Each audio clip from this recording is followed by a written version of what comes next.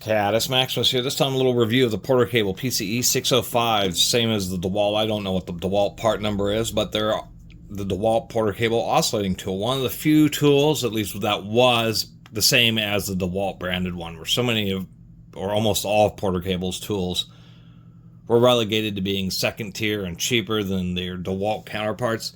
This happened to be an exception, although maybe the DeWalt had a slightly more powerful motor. This is Type 2, so it is at least one revision. 3 amps, reasonably powerful. It is Chinese made. This one's a little bit older, but still with clear date codes. 2013, so that makes this a 13-year-old oscillating tool. I commented in other oscillating tool videos how I was just not very fond of these because of this whole bulky thing here with the quick change blade retainer.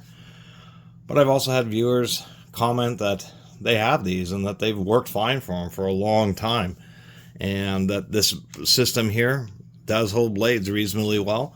This one still has a tight spindle. If you ever see an old oscillating tool, you really got to make sure that they'll be like maybe a touch.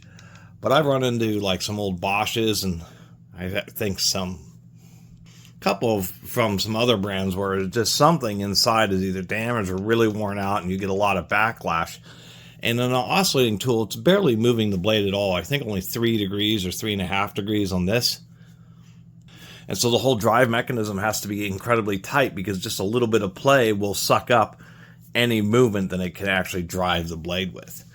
This also has one which is kind of an oddball thing. It's an attachment for a depth guide, and it's 2 angles, so it can either go straight or it can come through. It looks like at about a 30-degree angle, I guess, to if you're in a situation where you're kind of cutting more sideways, or at a 40, you have the blade at a 45 or a 30-degree angle, that you do the very same thing with this. And so the depth rod can shoot off to the side. So kind of an interesting idea and an interesting accessory. Anyway, this does have an issue, although it doesn't really look like it has that many hours on it, being 13 years old, being left in garages, humidity from, things get cool and then humidity builds up on them. About the best I can think of, because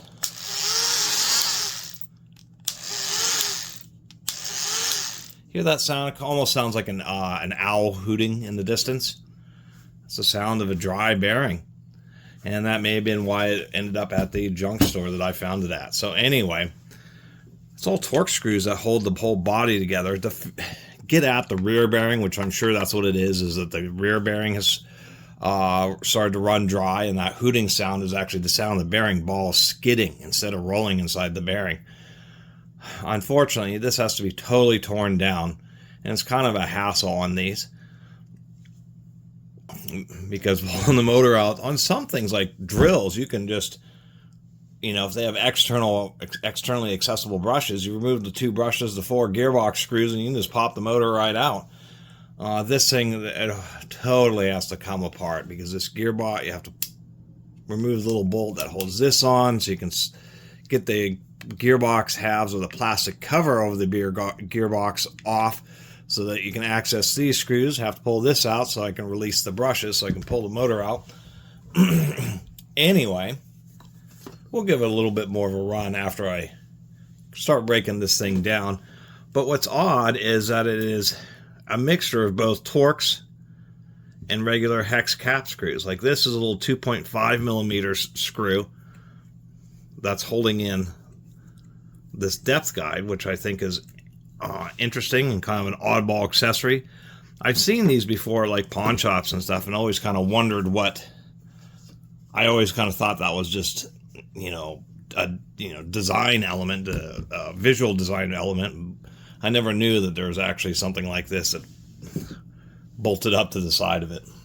This little fastener is also, but a slightly different size, also a hex screw rather than being a Torx. So it's just kind of interesting that they have a mixture of both of those fasteners on this tool. Getting inside the back here, we'll just talk about that rocker switch. If this thing ever fails to turn on, that's exactly why. particles getting inside that rocker switch. It's soldered onto the board, which kind of makes it a hassle to replace, but that is a standard size electronic component. I mean, it even has the, retainers for being put into a square hole. I'm surprised they don't even have like a little boot or something on there on this thing, but especially when they put a little bit of silicone around the electrical connections on the rest of the board to try to prevent moisture from causing issues. Brushes aren't worn out, so we know that that's not the root of the issue. Well, we know it's a bearing, but the brushes would indicate, as soon as we get the commutator out, would indicate, some people take care of their tools, actually dust them off and clean them off periodically. And so I have tons of tools that look like they are just at the end of their rope, when in reality they have very few hours on them, and they've just been literally kicked around a garage floor and just are totally beat up. And I've had other tools that look beautiful and low hours, and like particularly sanders, and I get inside them and they are used up, or the commutators are just totally worn down. Everything's just totally worn out. Here's the working end, I guess. That bearing is in there and the motor's pressed in there pretty tight. I'm not exactly sure how you get it out of there besides just slowly hitting, rotating, hitting with the hammer each of this gearbox dead blow to get it to accelerate, to pop the motor out. Because the bearing itself, you can see that there are these little screw holes, so there's going to be the bearing and a plate that holds that in. The motor's pressed into it. Oh, I see, I'm mistaken. You can actually just access the screws. Little rubber cover on the front for the fork. The gearboxes, these don't actually have gears in them, so I shouldn't be calling it. It's just the transfer box. And it's just a little eccentric with the bearing, so as it wobbles back and forth, there's a set of forks here, and they just wobble back and forth. And we can still see it's pretty tight if I get that adjusted just right. And yeah, this bearing is running just a little bit dry. Oddly enough, it's just steel shielded on both sides. You'd think they at least have a rubber seal on the side that's facing the commutator. And the little bore that it sits in at the back of the tool is totally sealed off. Some of them have like a hole in them, but this one doesn't have any hole in it. So they could have it open on the back side because it's already in a sealed chamber. And so it had one side open, one side rubber sealed. And on a different brand tool where I commented, I wondered why they had a weird opening in the front of the boxes,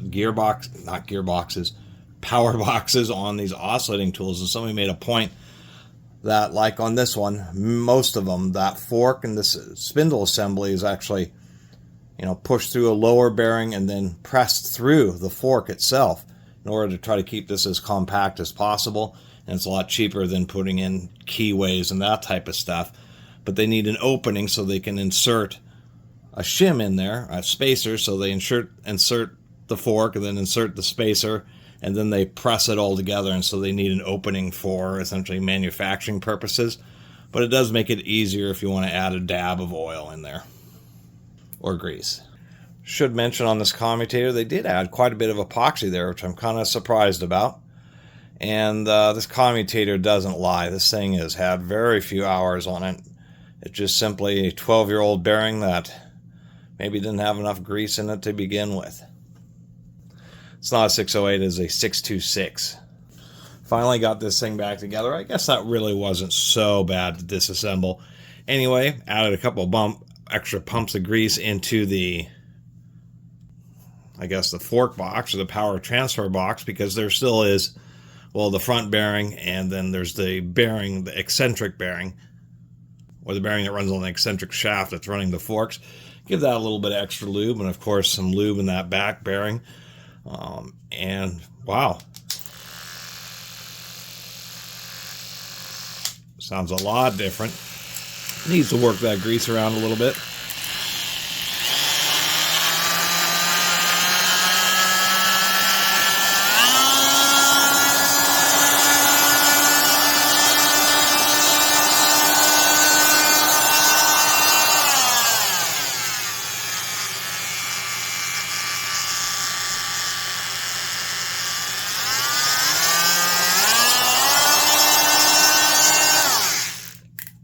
So anyway, as far as an oscillating tool, I mean, I tend to like the Makita TM030C. I think is one of the best of the corded oscillating tools. It's really heavy duty. But, you know, people have had relatively good luck with these models.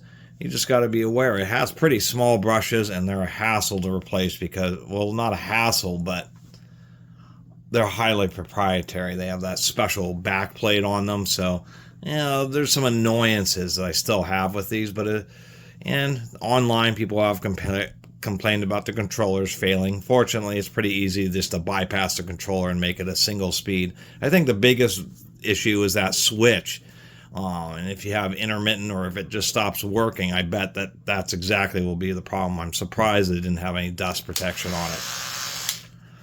Other than that, it does have a pretty compact head. It's kind of interesting that they have this design. I suppose when you remove this albatross, this wart on the side, the depth gauge holder, that the idea is that you can kind of hold it like this, which is kind of interesting.